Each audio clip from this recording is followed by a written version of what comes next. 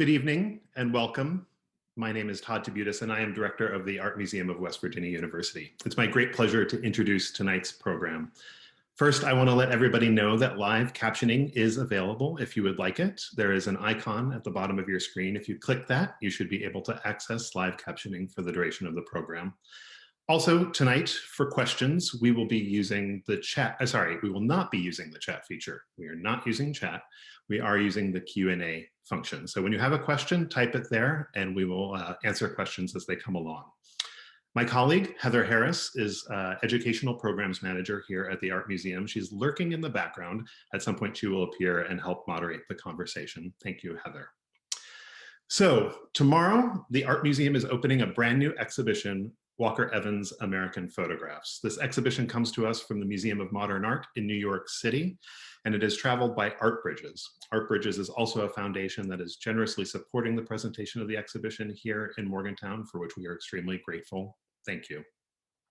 Walker Evans is today known as one of the most influential artists of the 20th century, and he had the very first solo photography exhibition at MoMA in 1938. The exhibition that we're about to open is a re-envisioning of that 1938 show. It was mounted at MoMA in 2013, 2014, and is now being toured by Art Bridges to 5 museums. We are the first venue of that 5-museum tour. It was organized by Sarah Meister, curator, and Tasha Lutek, collection specialist in the Robert B. Menschel Department of Photography at the Museum of Modern Art, and we are very delighted. We are very pleased that Sarah Meister agreed to give us a virtual curator preview of the exhibition. So Sarah, if you would join me on screen, it'd be great to see you. There you are, and unmute. There we go. Hi, thank you. Nice to be here. When everybody registered for the program, you saw the great length, the great list of all of Sarah's projects, publications, and exhibitions that she's done at MoMA, beginning with her time in 1997 through being appointed curator in 2009. Most recently, she curated Dorothea Lange Words and Pictures that was at MoMA in 2020 and lives on in book form. Who published it, Sarah? Remind me? MoMA published the book. That's right, that's right. So, and I'm, you know, pandemic, I wish I'd seen it, but the book's pretty good. I like the book, so. Good. So welcome, Sarah. Also, I understand you have a West Virginia connection. Is that true? I do have a West Virginia connection. My grandfather was born in Huntington, West Virginia. So I don't know how far that is from all of you. My West Virginia geography isn't great. It's a few hours, but okay. we're friends. We know. Yeah. Okay. Anyway, so yes, and in fact, actually, my husband's father was also born in Huntington, West Virginia, coincidentally. Wow. But we're not related. Great hopes that things get better, that you could actually make a visit, but you know, we're all being safe. So what I want to do, if Heather, if you don't mind starting the slides, I want to show a few images of what the installation looks like and what people can expect.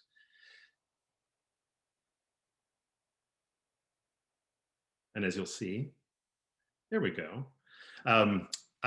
First off, I want to make a shout out for 3 people. Robert Bridges, the museum curator, Michael Loop, the museum preparator, and Karen Lovar, the museum registrar. Sarah, as you know, it is no small feat to install an exhibition in normal times, but the 3 of them did a Herculean job to adhere to all COVID protocols, and we have the show up on the walls and ready to open tomorrow. So thanks to that team for getting it done. This is the entry wall on the way into the exhibition. And then the next slide shows one view. This is kind of looking back towards the entry with the title panel. Sarah, I think you remember that we have one Walker Evans print in the collection, and that's the one that's on the sort of gray-brown wall there that was made here in Scott's Run. So I want to emphasize that there's a great resonance for this exhibition to come to Morgantown because Walker Evans was here. He was in Morgantown making pictures. Nearby communities like Scott's Run that were also on the walls in 1938. Some of them are here in this exhibition. And I think we have one more view. There we go, just sort of looking the other direction. I also want to mention that there's a very small gallery adjacent Walker Evans American Photographs where we have curated a selection of 4 contemporary artists whose work resonates with Walker Evans in different ways. Matt Eich, Mitch Epstein, Andrea Modica, and Jared Thorne. So you kind of can't see it, but it's just beyond the wall there.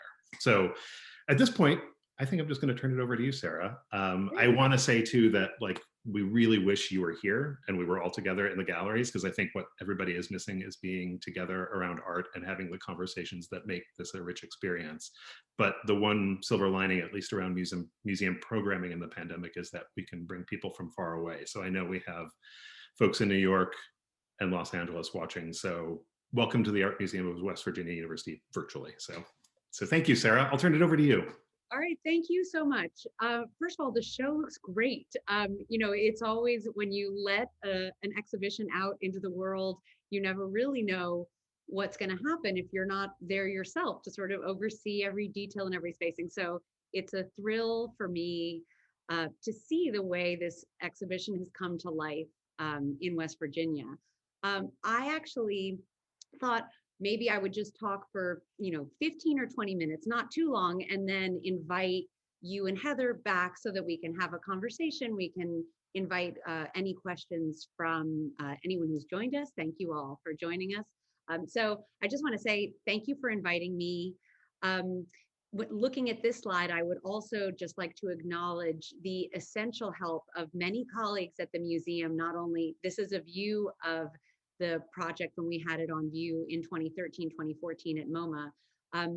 So not only were many colleagues involved with that, but more recently, Megan Feingold and Tasha Lutek, who are my colleagues in the Department of Photography, have been instrumental in all aspects of this. So to Megan and Tasha, I say thank you, thank you.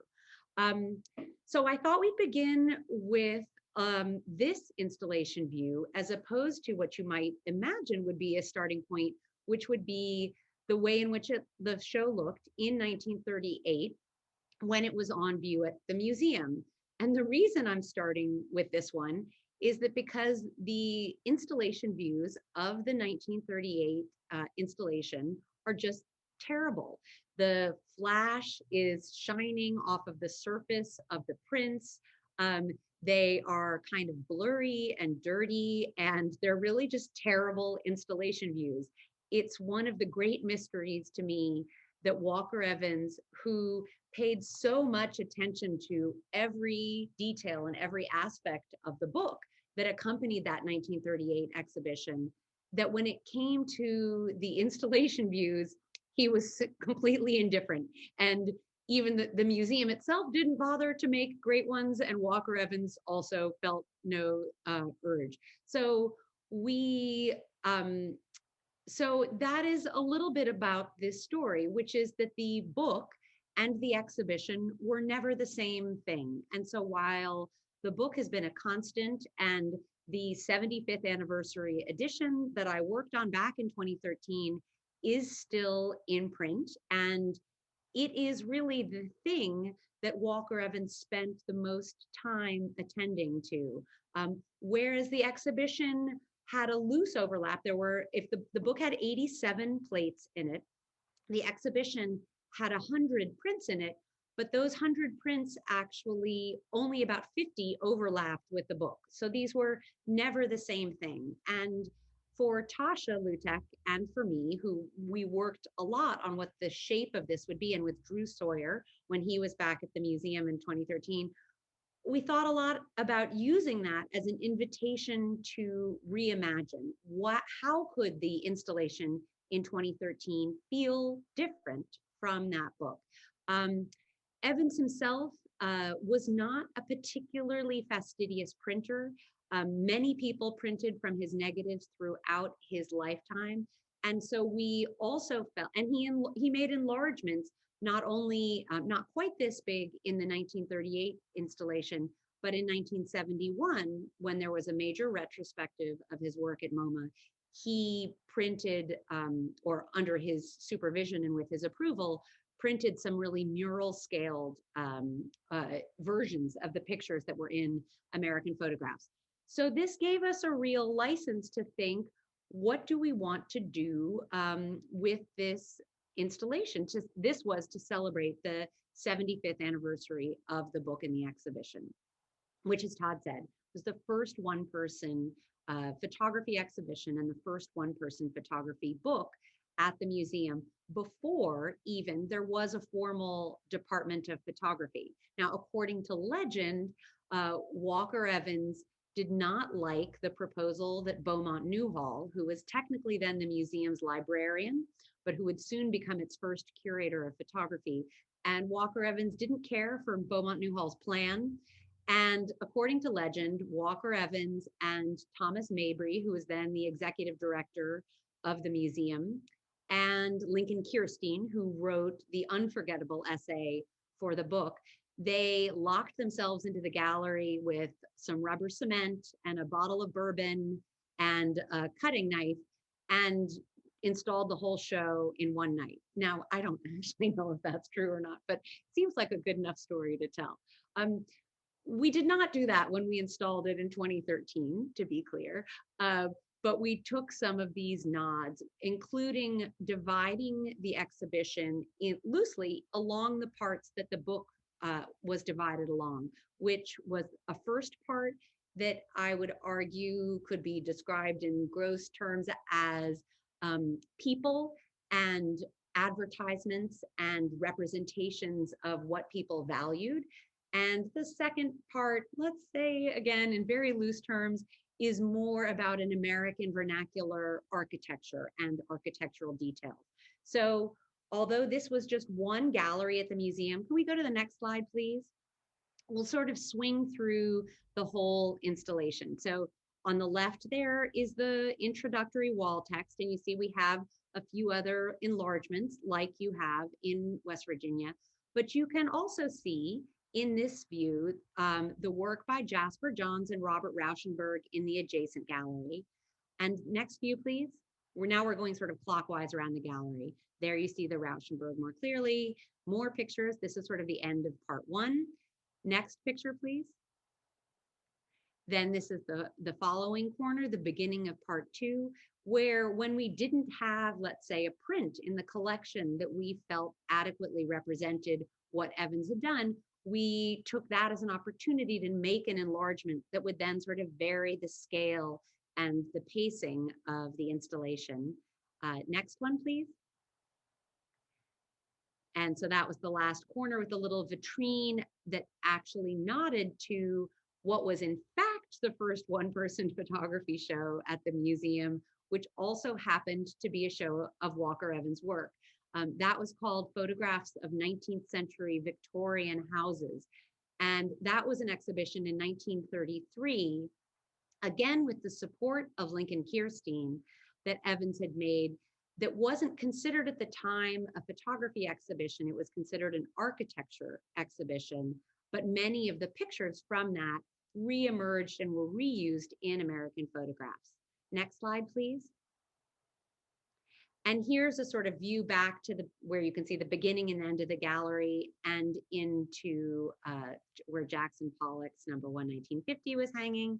And then the last installation view is facing in the opposite direction. One more, thank you, where you can see Warhol's Gold Maryland and Marisol and a little Rauschenberg Canyon over on the left.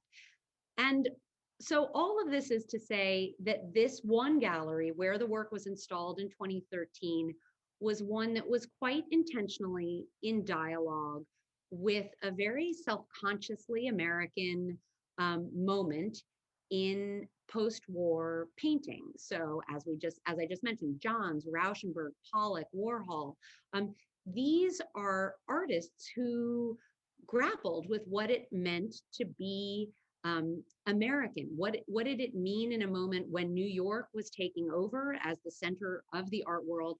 And in what ways was Walker Evans' legacy and the image that he had constructed of a pre-war America instrumental in their own thinking? And in many instances it was. So I remember when we were choosing which gallery this installation was going to move in, I was walking through with Ann Temkin, who was at the time the chief, or she still is, the chief curator of painting and sculpture.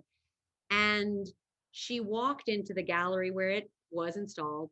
And at the time, there were beautiful things by Franz Klein and Cy Twombly and Louise Nevelson. And she just said, just make it look great.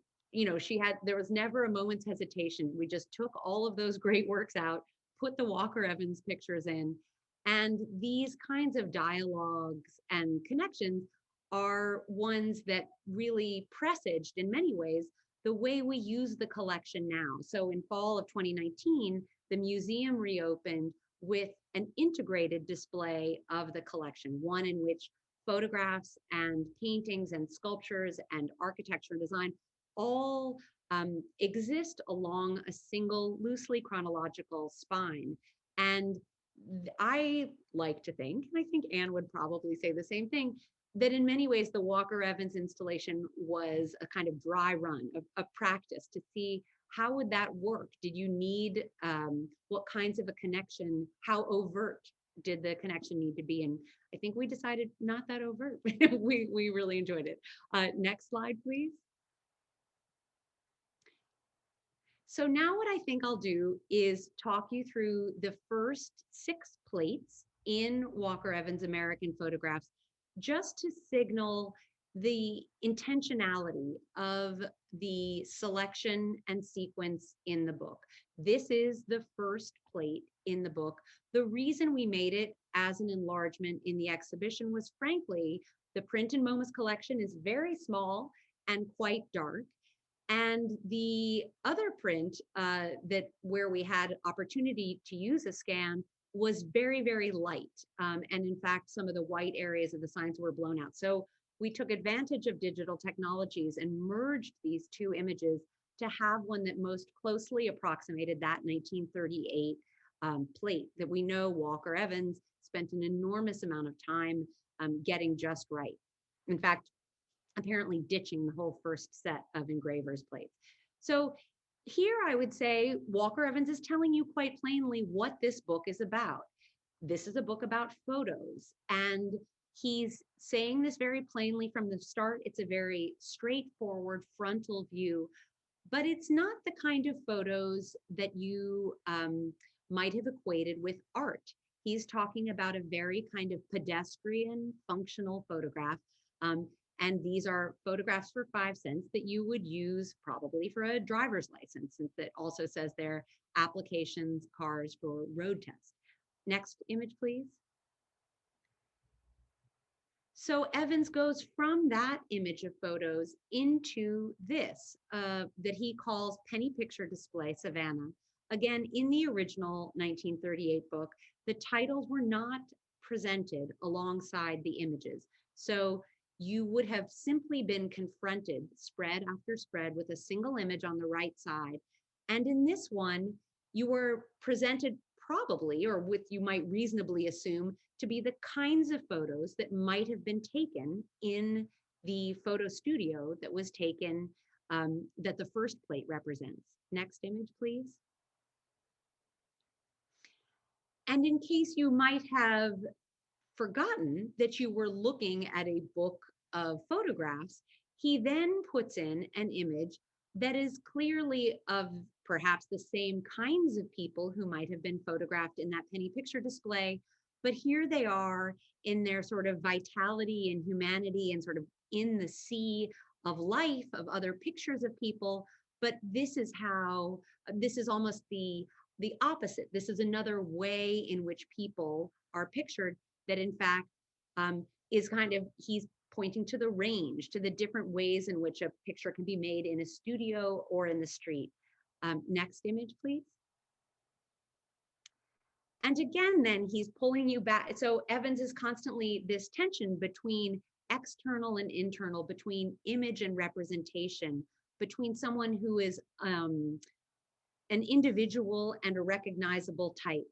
All of these things Evans is using and challenging you to understand and to draw the connections. He wants you to look at these pictures in this particular sequence. Next image, please.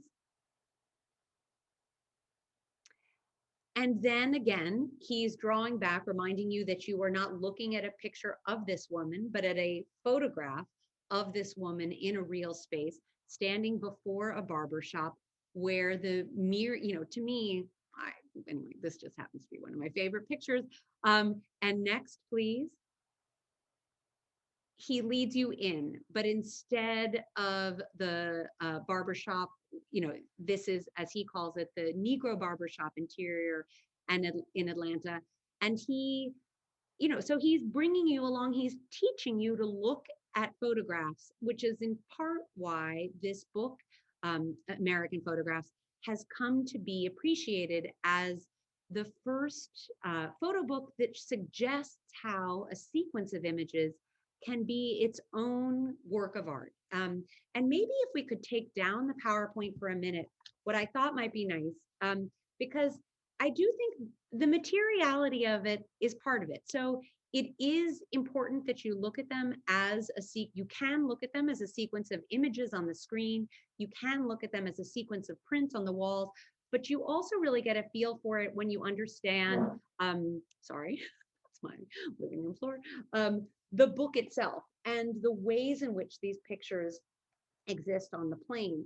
So after this Negro barbershop interior, you go on, and the next plate is one that's called Joe's Auto Graveyard. And of course, car culture was very important in the United States at the time, but the cars that Evans is choosing to photograph here are all broken and in, as he calls it, an auto graveyard. After this, he goes to a picture of a gas sign. Of course, the futility of gas to help any of those cars run is not accidental. And then takes from, and then goes to a picture of a painting of people in a car. So again, these layers of representation and the ways in which photography becomes its own mode of looking, and then going from there to an actual real live couple, also in a car. So anyway, the book is filled with this. The rewards of looking at it closely, I think, can't be underestimated.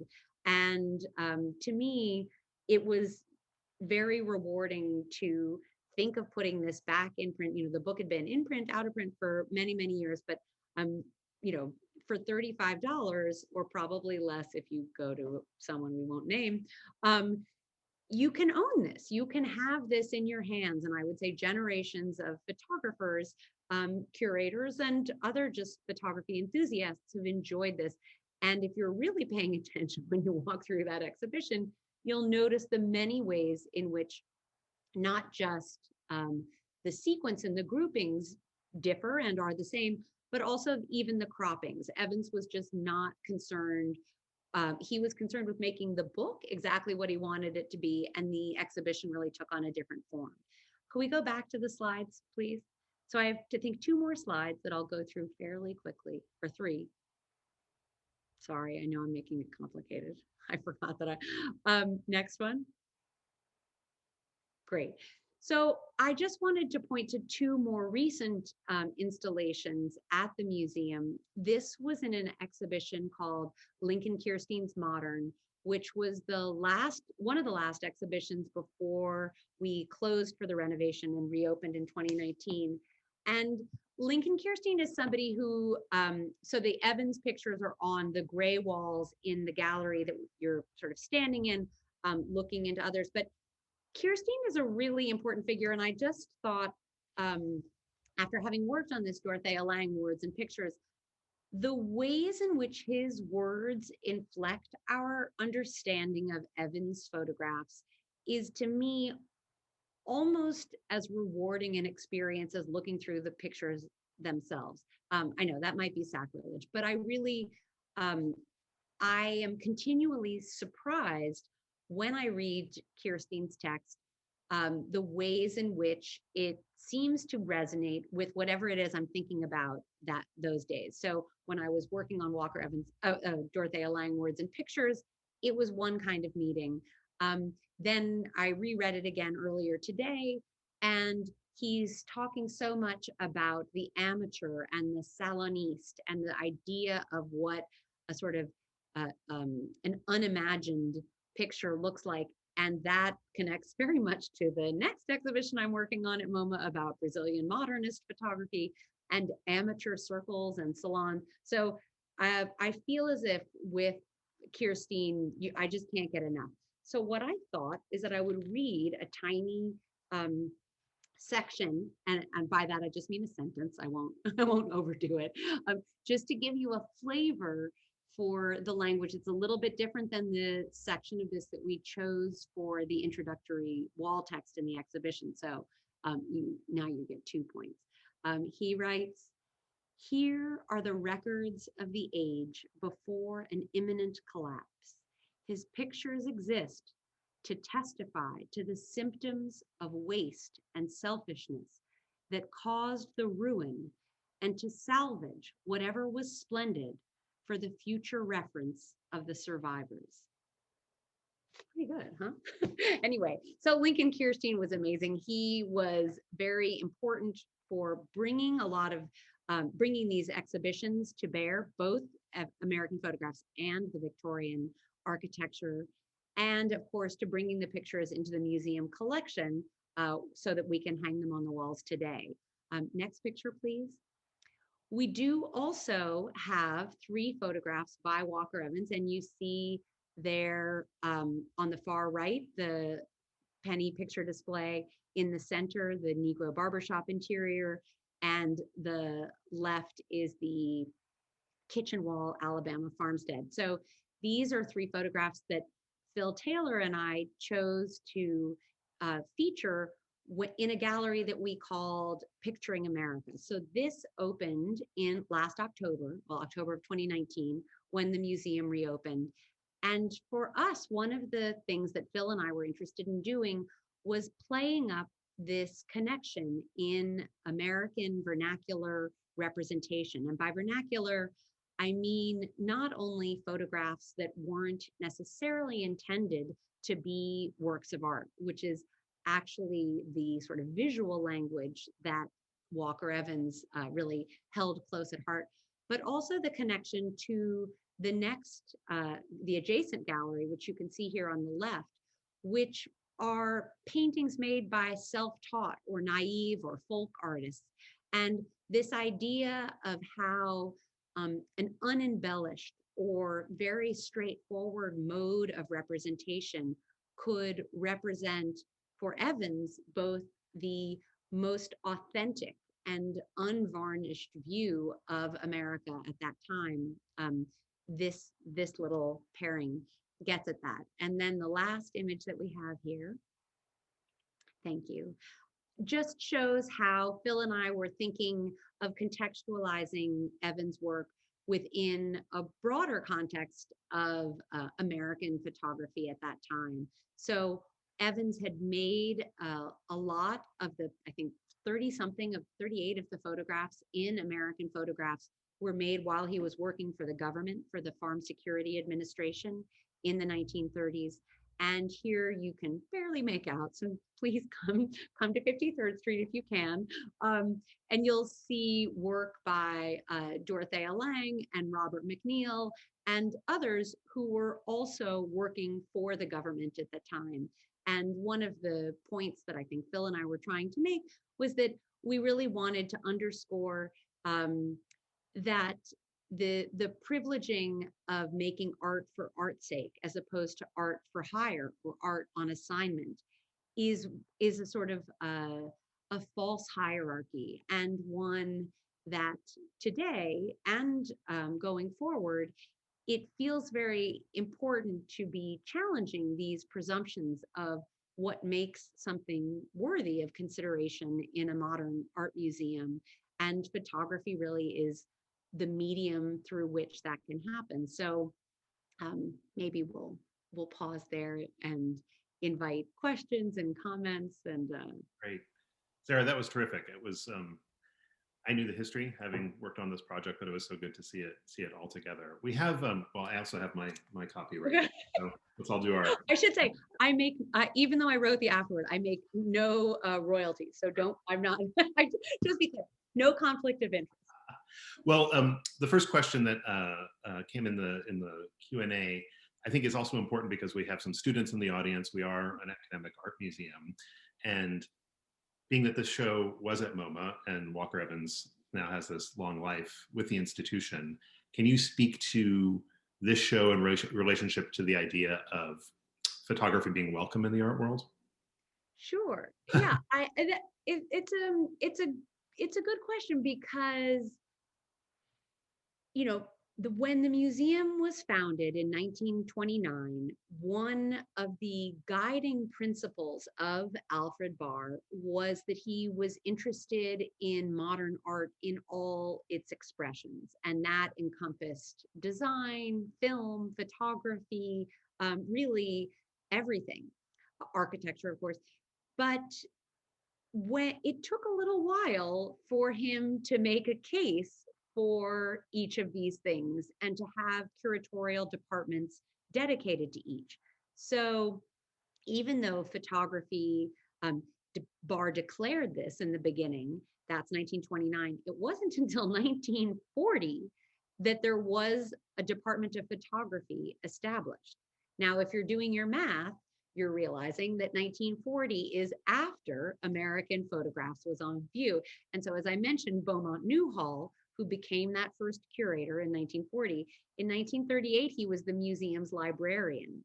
In 1937, he had organized a major exhibition that filled the entire museum called Photography 1839 to 1937. So as the librarian, he organized that exhibition. Now, Barr was clever. He understood that Newhall was interested in photography, which was why he hired him as the librarian. I think of it as him, sneaking one over on the trustees. But in a small circle, photography didn't have to make its claim as art. And I would say that circle has fortunately grown. One of the things that I've been thinking about a lot recently is how have the hierarchies between so-called vernacular photographs or functional photographs or work made for hire, like I was just mentioning, how have those been means of depressing the value of photographs? How have those been used to set up hierarchies that privilege people working with the camera who are making art? And how, in a moment when we really want to be challenging these things, should we be rethinking these hierarchies? Like photography is a mess. It's like a plural, it does so many things in so many different contexts.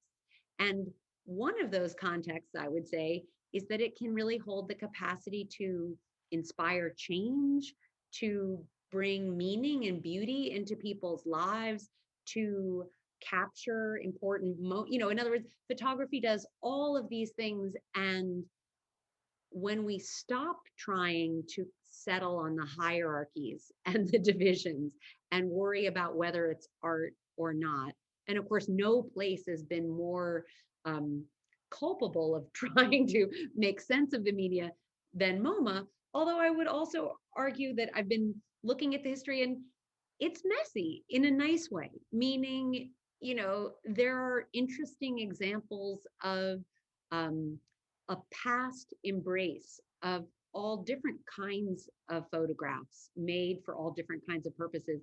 And I think it's part of a broader effort that all of my colleagues are making to sort of unearth the complicated parts of the history and say, actually, we came, by the late 90s, we had been thinking of things in such narrow terms that really are at odds with the historical record. So all that is to say, photography status, part of what makes it so challenging is that after 1889, anybody could do it. And that's still true today. And I still think it's important as a curator to try to say, I like this one. This is better. And this is why I think it's better. And to justify that, this is why the museum is arguing to collect this and not this. But that should always be done with the consciousness of what you're leaving out and the way in which your own judgment factor into it. Thank you so much, Sarah, for condensing a very broad question that was actually given. The question was typed into our box early in your chat. And I would like to take this moment actually to both introduce myself as Heather Harris, as the Educational Programs Manager. As Todd said, I've been lurking in the background, stage managing a bit, and is one of those things I'm monitoring the chat and questions. And as we move into this more conversational aspect of our evening, I would really love to hear from you in the audience for some questions that you have for Sarah or for Todd or I about the exhibition's life here in West Virginia. So please take time now to hop in there. And while I kind of wait for people to gather their thoughts and maybe put something in the Q&A box, I'll start with a question of my own that kind of builds on what Todd asked and some of what you said. Again, as an academic art museum, we're always trying to both talk about what is on the wall, but also process. And as you mentioned, I think many of our students are very used to having a very small held camera in their hands at all times. So I was wondering if you could just actually give a brief background on the technology and actually how these pictures were made by Walker Evans and how that's different from maybe what we think of as photography today. That's a really good point. So Walker Evans, one of the things that this project does is it when you look closely, it breaks apart the notion of Walker Evans as somebody who makes studied images with a camera on a tripod with exquisite detail in an 8x10 from an 8x10 inch negative on a contact print, which is one of the ways in which Evans is understood. But one of the things that I think is so great about this book is that in the same way that Evans is signaling his embrace of the penny picture display, of the kind of more functional uses of photography, he is also making snapshots. He is taking pictures with a 35mm camera out in the world around him. And, they are actually, he wasn't afraid to trim even his 8x10 inch negatives, which is part of what makes things particularly complicated. But he also, the hallmark of the 35mm negative, which is a handheld camera negative, is this kind of proportion. And when you see that in the book and you see the kinds of pictures that go along with that, they have the opposite of a studied air. They have a sort of vitality, a kind of grasped from life mode. So Evans actually did work with a lot of different kinds of cameras. He moved to a square format camera later in his life. Then he used an SX70 with a Polaroid color very late in his life. So I'm sure he would have used an iPhone. He was probably like Stephen Shore. I'm sure whatever technology was available, Evans would have said, yeah. And he, in terms of process, one of the things that Tasha Lutek and I thought a lot about was the prints that you have are prints. Some were made in preparation for the 1971 retrospective, and some are actually modern prints from scans of the negatives. And we've noted, I think those are noted on your wall labels. I bet they are. Probably, maybe. I don't want to get you in trouble. Anyway, but you should go through and see if you can tell, because it is I find it interesting, at least, to Evans just he didn't really care, is the truth of the matter. I mean, he cared an enormous amount about the way that the gravures looked in the first edition of this. But his prints, they're kind of all over the map. Thank you, Sarah. A question came in about the companion gallery, so I'm just going to take. Oh, great! Yeah. Briefly, there are a few more. So we have a small space adjacent Walker Evans American Photographs with 4 contemporary photographers, as I mentioned at the top of the program, featuring Matt Eich. Matt is based in Charlottesville, Virginia, but he did a body of work over a 10-year span. This has been covered quite a bit in the New Yorker and other outlets in Ohio, Appalachian, Ohio. And the series is called Carry Me, Ohio. So we have 6 prints from his work. We have a wonderful new acquisition that was just acquired by the Art Museum, a lovely huge print by Mitch Epstein from his American Power series. It features the John Amos power plant and the Poca High School football team on the Kanawha River in the southern part of the state. So this is actually the first time people get to see this new acquisition as well. A body of work by an artist named Jared Thorne, who's a photographer at Ohio State, and he has done this really interesting typological, you might say, project where he's photographed all of the remaining 26 Planned Parenthoods that remain in Ohio. And what's interesting, I think, in comparison to Walker Evans, is seeing how Evans was trying to document vernacular architecture in various places. What does this mean in 21st century America to think about maybe even some of those same kinds of buildings that Evans was photographing with a new overlay of access to healthcare and that sort of thing. And then last is a series of prints by Andrea Modica. Andrea Modica is a photographer based in Philadelphia, and she, over 10 years, photographed the Mummers Parade in South Philadelphia, specifically a group called the Wenches, who are men who, mostly men, who dress in women's clothing. And she photographs with a large format camera, much like Walker Evans did.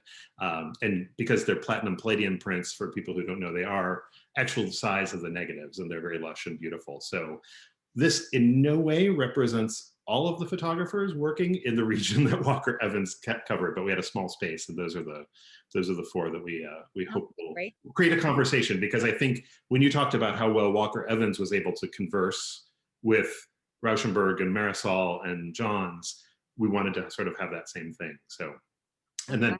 And I was most happy when you called me and said you had a picture in the collection that was made. That you're like, is it okay if we add one? Yes. Well, we're honoring the curatorial. Thank you.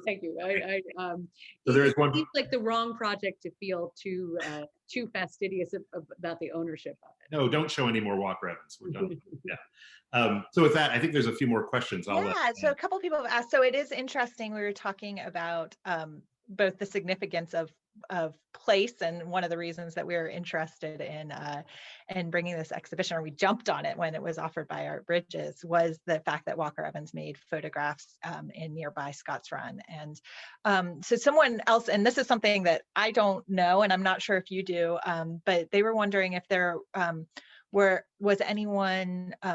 there any photographers from West Virginia who were kind of outstanding in the same era, in the 1930s or the 1940s, or anyone from kind of closer in the region that you would know of during that kind of Depression, World War II era? From West Virginia. So that was the question, and I think that if you don't have anyone, then we could talk a little bit. I wonder. No, I don't know of any. I would like to try to think of that. Now you've given me a challenge. Can we write down that person's name and try to do a little homework? It seems, one of the things that I love about Art Bridges is that their commitment is to bring art in, from, not everyone lives in Los Angeles, Chicago, or New York. It's like there's so many different cities in the country, and why shouldn't we be trying to travel the art that then raises those kinds of questions that if this were taking place in New York, we wouldn't ask that question. So I love it. And, I think Tasha and I will start digging in tomorrow. It does raise another interesting question, I think, of sort of where a photograph is made and where a photographer is from, and how the difference between photographing something as an expression of your understanding of a place, and how that understanding is shaped by how familiar that place is to you or not. So it's a really, I think that was actually where I was going to go next with that, because I do know that, especially being located outside of one of those urban centers and in the kind of Appalachian region, there's a lot of commentary and sometimes pushback about representation, and how part of the brief of the FSA was to kind of document aspects of poverty and things in the effort to create programming to mitigate it, but also thinking about how does the fact that those images being so enduring and so potent affect the kind of broader view of communities and places like this one, like West Virginia or Alabama or some of the other places that Walker Evans made photographs. Yeah, Walker Evans was very clear. He was inventing with his camera. In other words, there was no confusion in his mind that despite what the Farm Security Administration thought they were hiring him to do, he felt, thanks for that money, I'll take it and I'll go off. But for him, it was a question of using it as an opportunity to create images that had meaning for him, that he was not interested in.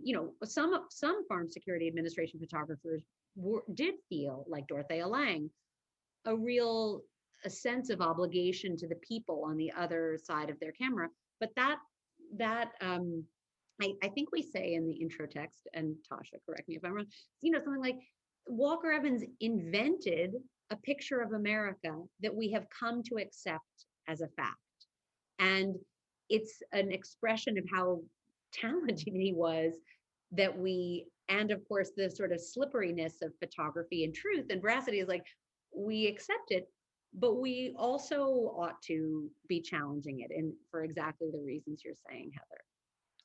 So, and I think that as an educator and thinking about our complementary exhibition and having this exhibition in this place is to both think about, like you said, why have we accepted it, and are there different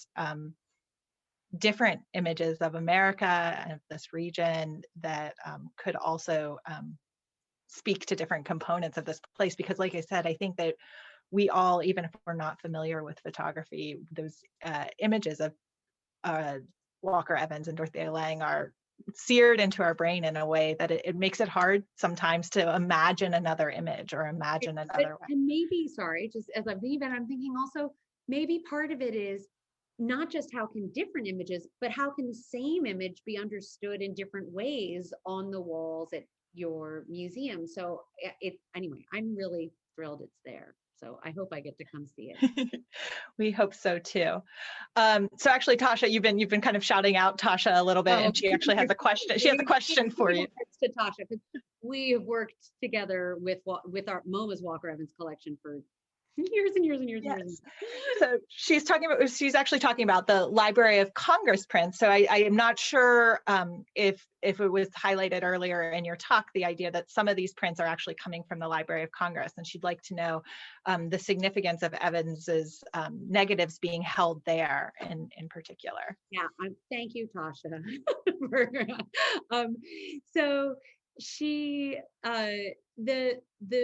the important part about Walker Evans had a creative streak between 1935 and 1936 that might be unmatched in the history of, the number of truly unforgettable photographs that he made during that time that he was working for the government, which explains why they were at the Library of Congress, or are at the Library of Congress, because the Farm Security Administration files, including all of the negatives, went to the Library of Congress. Sorry, I probably jumped over that key detail.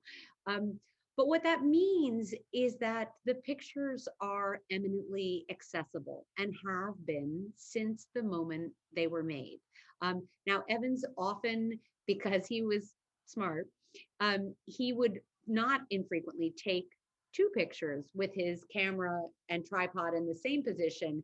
And this, of course, gave us great headaches later when we realized that, for instance, the negative that's in the Library of Congress, where the wisps of smoke in the factory in the distance are one shape, that the picture that we had been using, the scan that we had been using for the book, the wisps of smoke were slightly different shape, because it was made, a minute later, and nothing had changed other than the shape of the smoke in the distance. So it is, but it means a lot about accessibility that these pictures were made for the government. So whether he made two or one print, negatives doesn't really matter. But what matters is that these pictures, from the minute he sent the negatives to Washington, they were there for anyone to use free of charge. And I should say to anyone paying attention who likes photography, download the scans on the Library of Congress website and make your own Walker Evans print and live with it. And it's every bit as legitimate as, there aren't many artists for whom you can say that. But because of Evans' sort of indifference, and because of the fact that these negatives were there, and whether Archibald MacLeish is using them in Land of the Free, or Richard Wright is using them in 12 Million Black Voices, or any number of other important historical publications where this picture file, the Farm Security Administration, originally was called the Resettlement Administration, but that doesn't matter. These were available and accessible, and it represents something, again, it may be uncomfortable for people in the field who try to prove the sanctity of, the print made by the photographer at the time the negative was exposed. And for certain photographers, that was of paramount importance. And I do agree that when you stand in front of an old print, it has its own aura and character. And I believe this is why museums will exist for a long time, even in digital eras. So I don't really think it's the same thing if you download the file and make your own Walker Evans print. But I think it's a kind of perversion that is unique to the medium and kind of wonderful. Well, speaking of things that are wonderful about photography, and again, speaking to perhaps an audience of budding scholars or practitioners, we have an audience member who'd like to know, kind of zooming out a little bit from thinking about Walker Evans, but I think maybe thinking about your career as a scholar and curator, and your general approach in thinking about how and why photographers make the images they do, maybe what kinds of things capture you intellectually and as a scholar, and how you kind of, because it is such an interesting medium with an interesting history, and how you make those decisions and how you think about the photographers that you study and put on the walls at MoMA. So I'm going to talk about my current project, because of course, you don't have a favorite photographer, because it's like picking your favorite child, right? That's wrong. You can't do that. But you can think about whatever you're thinking about today is the thing that you're grappling with. So what I've been grappling with recently, and what will open at the museum this spring, is an exhibition of work by a group of photographers who are all members of an amateur photo club in Sao Paulo after the Second World War. And the group was called the Photo Cine Club Bandeirantes, which Bandeirantes were sort of, the literal translation is standard bearers. They were meant to be sort of explorers or pioneers, which of course then was meant in a very celebratory manner. Now we recognize that those bandeirantes were exploiting the landscape, enslaving native peoples. They were terrible people. But they were doing terrible things. I don't know if they were actually terrible. Maybe they were terrible. Anyway, the point being that this amateur photo club that was working in Brazil after the Second World War. And when I say amateur, what I mean is that the vast majority of the people in the club were doctors, lawyers, businessmen, engineers, teachers. They did all kinds of things, bankers, accountants. They did photography on the weekends or at night. So very few of them considered themselves photographers. And so what I was grappling with is like, their work is unbelievable. When you see it, when I saw it, I couldn't believe it. I was like, how is it possible that there are a dozen incredibly talented, creative people making unforgettable works with big exhibition scale prints. And I've never heard of a single one of their names. And I've spent my life in the field studying photography. I fancy that I know a thing or two about photography, and yet I had never heard of any of these people. And, the work was just unbelievable. And what I came to conclude over the course of this research is that they were subject to sort of a double bias against them. The first is that they were in Sao Paulo, so they were not operating in London, Paris, New York, or even Tokyo, but they were not operating in the cities that declared that the histories of modern art originated from them. And so they, whether it's Lagos or Sao Paulo or wherever it might be, that idea of the peripheral, and I mean that with consciousness of the dangers of these terms, and we shouldn't forget that, but that they were being overlooked because they were from Sao Paulo. But the other reason, I would say, and this is the slightly naughtier one, is this amateur status and the problem in photography that a technically competent person who belongs to an amateur photo club can imitate what an original adventurous picture might be, and that you can't tell the difference, but that the international salons, the networks in which these photographers operated, there were as many photographers making cliched rehashing of pictures of little girls with bows in their hair and misty landscapes and all of the kittens, lots of kittens. And it's like, how do you understand these things? How can I, as a curator, justify why I think that these particular works are so interesting and so exceptional, and the other work by members of the same club I would call hopelessly cliched, like just hope?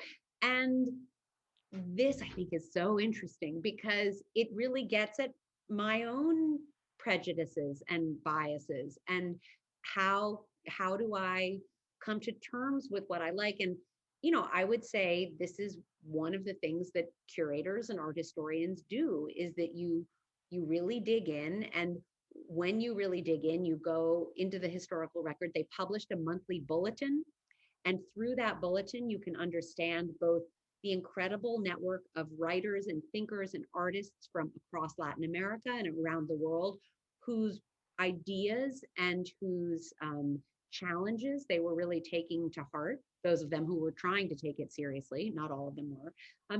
And the kind of, also the very practical thing of, they were an amateur photo club. So if you wanted to take a picture of a kitten and you made it well, that might get a stamp on the back too. So this has been really a rewarding project because it helps answer the question of, like, Instagram today. You have 1 billion pictures. How is it that you say on what basis you like certain ones more than others? And, I think with photography, the body of work, one of the great things about Walker Evans is you see over the course of an extraordinary career, he continued again and again to find new inventions to represent the world and to capture our attention and our imagination through photography in something of his own creation.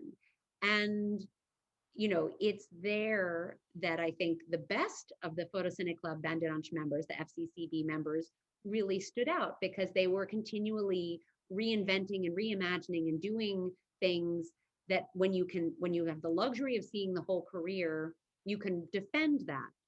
But I include in the show a lot of photographs that I think are just great, even if I can't tell whether that person only made one great picture in their whole career.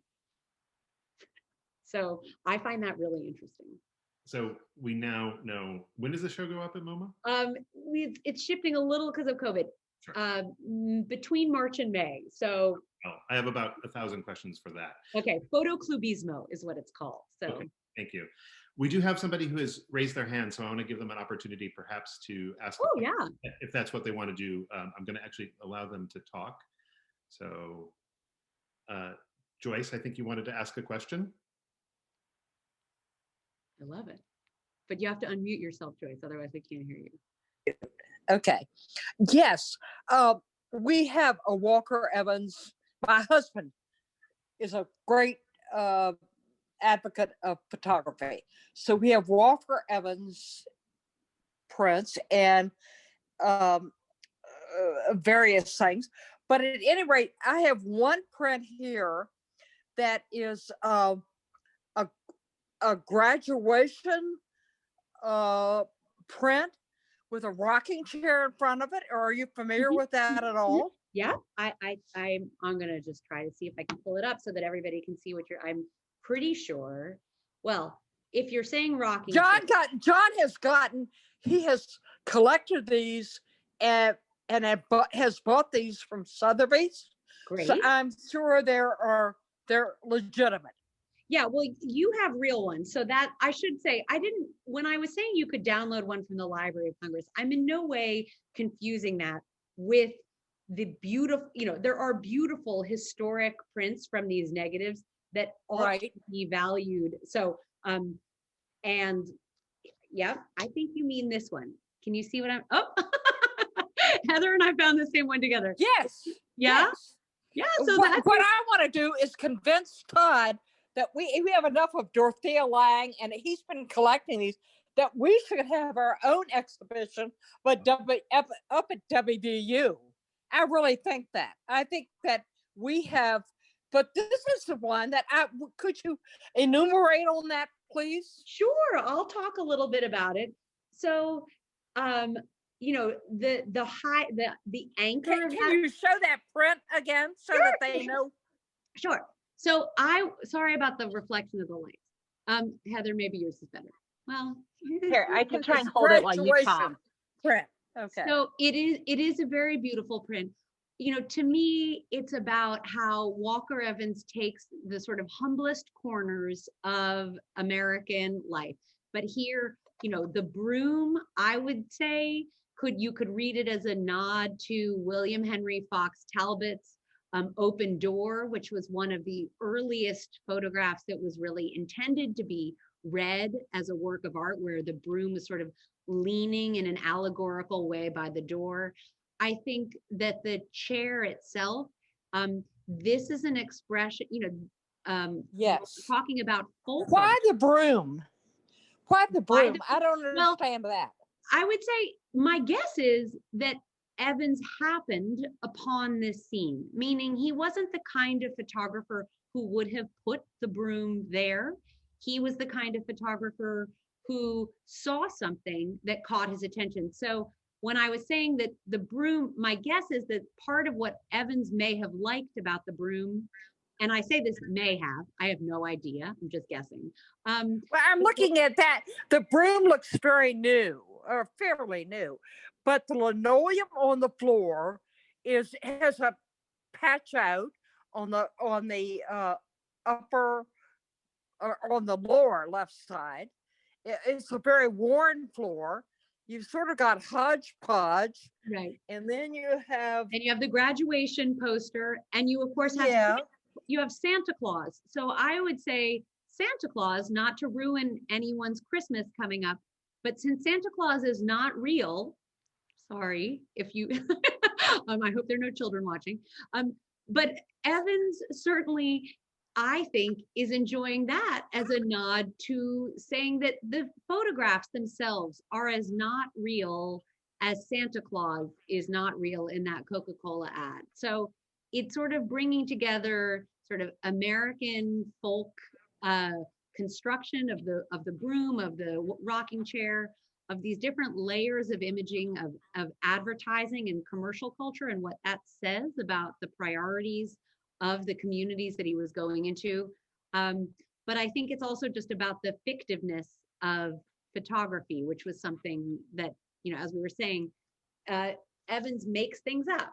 He makes something out of things. And I think that's a nod of that for him. And Joyce, you have told me very much about the collection that you and John have, and I have to say, Yes, John has a huge collection I'd of be very- Dorothea Lange's, and yes. well, But and I want Allison to remember what she said, because both of us are on the on Todd's board, and but I think my husband should be the one on it, because he's the one that really knows more about art. But I was intrigued by this painting, by this, excuse me, photograph, because in the ceiling you sort of have a decrepit blotch and different. And so I thought, well, when they come, I want Allison to explain what it is that we have here. John thinks that we have a very good painting, very good photograph. I keep saying painting because I'm used to that more. But well, Joyce, he is very much into photography and into that period, the Dorothea Lange, and when you're with the photographs of West Virginia. Yep. And I think that's what this appealed to him. Yes. And I think, Joyce, I would just be very nervous if I were you, because if you decided to loan those to the museum, we would have a very hard time returning them to you. We would love to see those forever on our walls. But yes, I'm excited to get to know your collection, Joyce. We've been talking about this, and as soon as, West Virginia has a really high vaccination rate right now. So once we have cleared some things, I do hope to come and make that visit and see what you and John have. So thank you for bringing that up. But Sarah, there are people in West Virginia who collect and enjoy art and photographs. I'm so glad. I just, we're depicted in the United States as the most backward country, but that really is not true. We do have. I don't believe in any stereotypes, so I concur. Plus, as I mentioned, my grandfather was born in Huntington, so how could I possibly feel that? Okay. All right. Good for you. Good for you. Thank you, Joyce. I'm going to turn it back over to Heather if we have any more. Yeah, so there are no more questions in the chat. I was just going to, now everyone's getting very excited. Now that we've let Joyce talk, everyone's getting very excited about their hand raising function. Well, Megan is actually, who has her hand raised right now, is actually one of our professors of art history, and she's one who's invited some of her students here. So I'm actually going to use my all-powerful button to allow her to talk, because I really am interested to get that university perspective. So I'll allow Megan to ask a question, invite her. And Megan, if you unmute, then you should be able to talk now. Is that why there are 10 people named Megan? Yes, that's why. We didn't just plant people in our audience. We actually, and maybe this is not actually Megan. I was hoping that was the case. All right, Megan, you're going to unmute. Do you have a question? Or Megan doppelganger student? It might be something pretending to be Megan.